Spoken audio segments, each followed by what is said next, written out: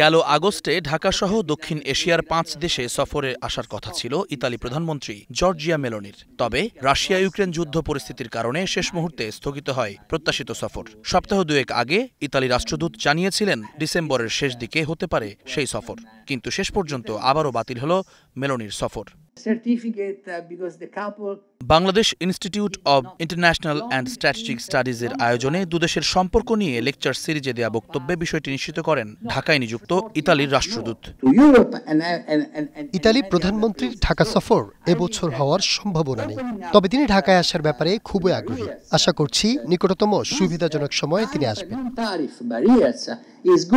বাংলাদেশ ইতালির সম্পর্কে সবচেয়ে আলোচিত ইস্যু অভিবাসন। ইউরোপের এই দেশটিতেই বাংলাদেশি অভিবাসীর সংখ্যা সবচেয়ে বেশি। তবে সম্প্রতি ঢাকার জন্য ভিসা নীতি কঠিন করেছে রোম। কারণ হিসেবে পাসপোর্টের র্যাঙ্কিংয়ে পিছিয়ে থাকা, আশ্রয় ভিসার অপব্যবহার আর সরকারি নথিতে জালিয়াতির প্রবণতাকে দুষছেন রাষ্ট্রদূত।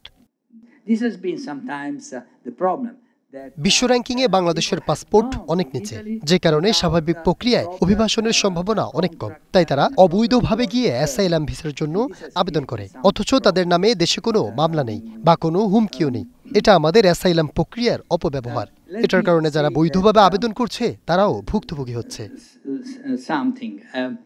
ইউরোপীয় ইউনিয়নের ট্যালেন্ট পার্টনারশিপ প্রজেক্টের আওতায় বাংলাদেশ থেকে শ্রমিকদের প্রশিক্ষণ দিয়ে দেশটিতে কাজের সুযোগ দেওয়ার কথাও জানান আলেসান্দ্রো।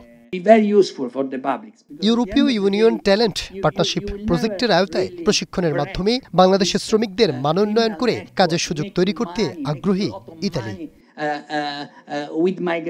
এছাড়া বাণিজ্যিক সম্পর্ক জোরদারে চলতি বছরেই যৌথ চেম্বার অব কমার্স গঠন করা হবে বলে আশ্বস্ত করেন ইতালি রাষ্ট্রদূত। Jumman Sadiq, javelin, star news, Dhaka.